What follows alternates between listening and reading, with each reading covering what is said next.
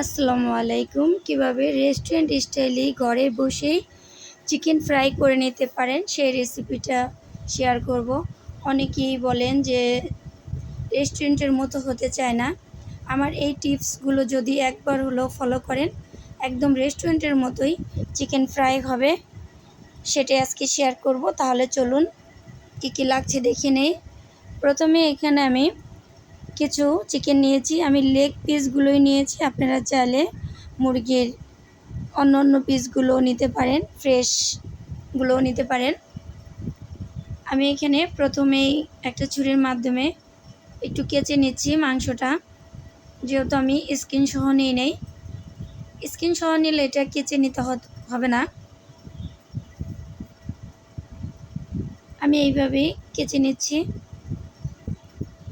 আমি আপনাদের সুবিধার ক্ষেত্রে আরও একটি কেচে দেখাচ্ছি।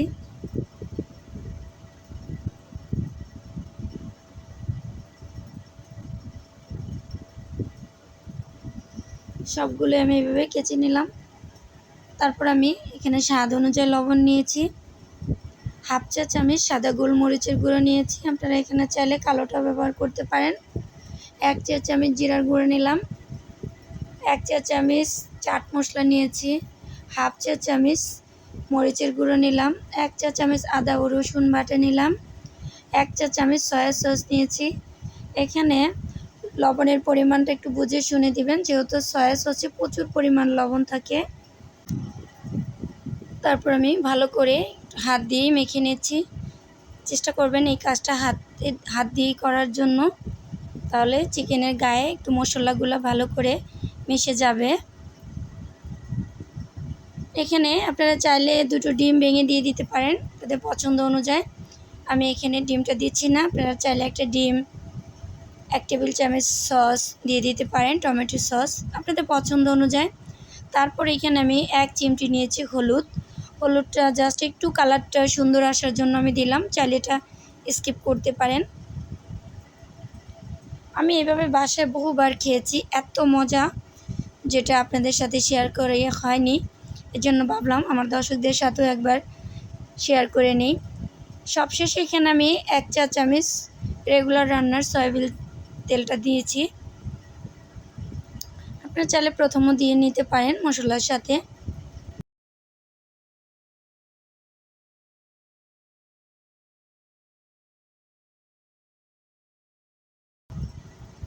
তারপর আমি আধা ঘন্টার জন্য রেখে দিলাম এক পাশে। এখানে আমি 1 কাপ আটা নিয়েছি, স্বাদ অনুযায়ী নিলাম লবণ, 1 চা চামচের একটু কম নিয়েছি মরিচের গুঁড়ো। ঝালটা আপনারা এখানে পছন্দ অনুযায়ী দিবেন। আর চিকেনে কিন্তু আপনারা চাইলে যে কোনো মশলা আপনাদের পছন্দ অনুযায়ী ব্যবহার করে নিতে পারেন।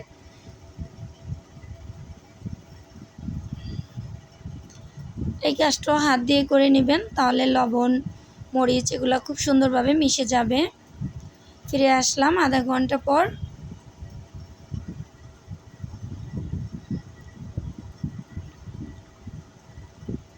প্রথমে আমি এই ময়দাটার উপরেই আমি চিকেনগুলো একটু মেখে নিচ্ছি।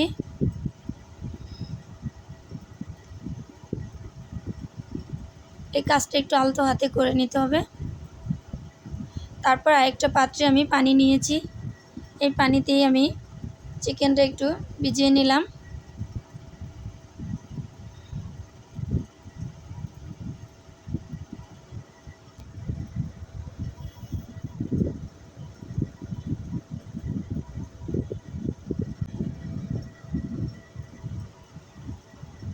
আমি বাকি চিকেনগুলো এইভাবেই করে নিচ্ছি। এখানে আমি পরিমাণ মতো কিছু রেগুলার রান্নার সয়াবিন তেল আগে থেকেই একদম লো হিট দিয়ে দিয়েছি। একদম চুলার আঁচ মিডিয়ামে রেখে তারপরে এই চিকেনগুলো ফ্রাই করে নিতে হবে।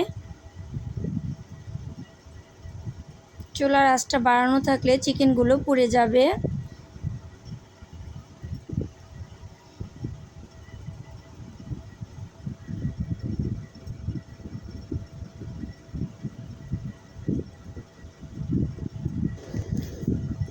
আমি এরকম গোল্ডেন কালার করে ভেজে নিচ্ছি।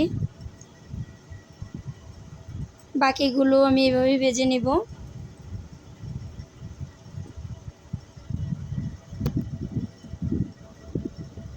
তৈরি হয়ে গেল চিকেন ফ্রাই।